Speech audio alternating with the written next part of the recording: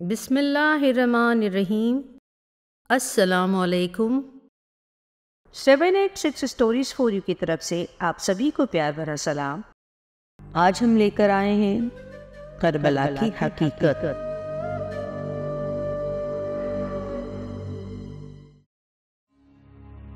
इमाम हुसैन सिरा नाम की जगह पहुंचे। वहां पर पानी का एक छोटा सा चश्मा था। आपने अपने काफिले वालों से कहा, आप सभी यहाँ से जितना हो सके पानी अपने साथ ले लो। यहाँ से आप आगे की तरफ बढ़े। उस जगह का नाम शराब था। रात हुई, सब ने वही पड़ाव डाला और अपने खेमे लगाए।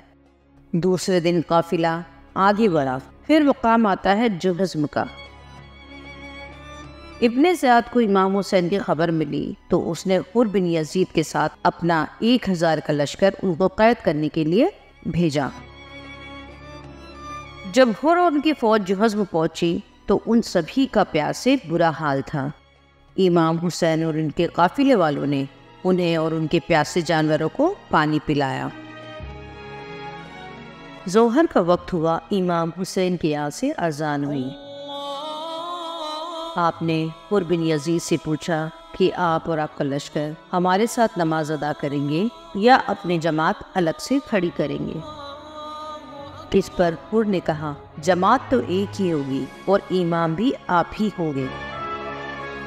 खुदा की कुदरत देखी। मैदान मुकाबलीन का था, फिर भी हुर में ईमान बाकी था और इमाम हुसैन के साथ ही और हुर के लश्कर ने साथ में ज़ोहर की नमाज अदा की। सभी ने मिलकर इमाम हुसैन की इमामत में नमाज पढ़ी।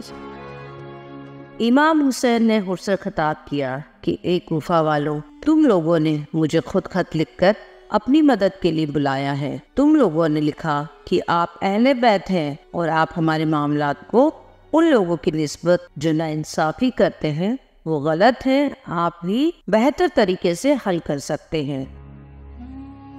लेकिन अगर तुम लोगों ने अपना इरादा बदल लिया है और मुनकर हो गए हो, अहले बैत के हुकूक नहीं जानते और अपने वादों से फिर गए हो, तो मैं वापस चला जाता हूँ। हुर के लश्कर ने उन्हें वापस जाने नहीं दिया और उन्हें घेर लिया और कूफा के बजाय करबला की तरफ ली गए।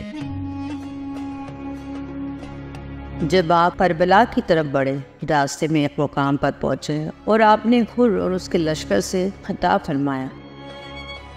आपने फरमाया, ए लोगों, रसूल अल्लाह सल्लल्लाहु अलैहि वसल्लम ने फरमाया है कि जो शख्स ऐसे बादशाह को देखे जो जालिम हो, अल्लाह के हराम करार दिए को हलाल कहे, अल्लाह के बंदों पर जुल्म और ज्यादती के साथ हुकूमत करता हो, और जो शख्स अपनी जुबान और अपने फेल और अपने हाथों से उस बादशाह को ना बदले, तो अल्लाह को हक पहुँचता है कि ऐसे शख्स को उस बादशाह की जगह जहन्नुम में दाखिल कर दे।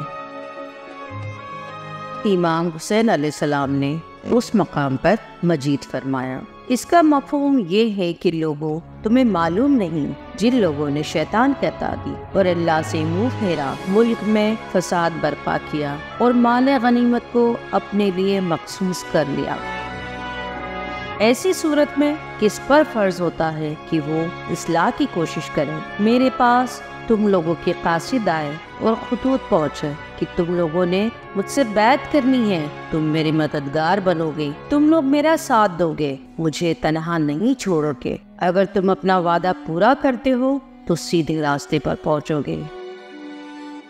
इमाम हुसैन अलैहिस्सलाम ने उन लोगों को अपने हस्ब नस्ब का हवाला दिया और फरमाया, तुम लोग अपने वादे से फिर जाओगे तो इसमें कोई ताज्जुब नहीं। तुम लोग मेरे वालिद और मेरे चचाजाद भाई मुस्लिम के साथ भी ऐसा कर चुके हो और अनकरीब अल्लाह मुझे तुम्हारी मदद से बेनियाज कर देगा। इमाम हुसैन अलैहिस्सलाम की तकरीर सुनकर हुर ने कहा कि अगर आपने हमारे साथ जंग की तो आपको कत्ल कर दिया जाएगा। ये सुनकर इमाम हुसैन अलैहिस्सलाम ने कहा, क्या तुम मुझे मौत से डराते हो और तुम्हारी सखावत इस हद तक पहुंच गई है कि तुम मुझे कत्ल कर दोगे? लेकिन हुर और उसके लश्कर पर कोई असर ना हुआ और वो लोग उन्हें घेर कर करबला की तरफ ले जाते रहे। اب یہ لوگ نینوا نام کے مقام پر پہنچے۔ وہاں حر کو ابن زیاد کا خط ملا۔ خط میں لکھا تھا کہ امام حسین اور ان کے قافلے کو ایسی جگہ رکنے پر مجبور کر دو جہاں نہ تو ہریالی ہو اور نہ ہی پانی ہو۔ لہٰذا چلتے چلتے وہ لوگ ایک پتھریلی بنجر جگہ جا پہنچے۔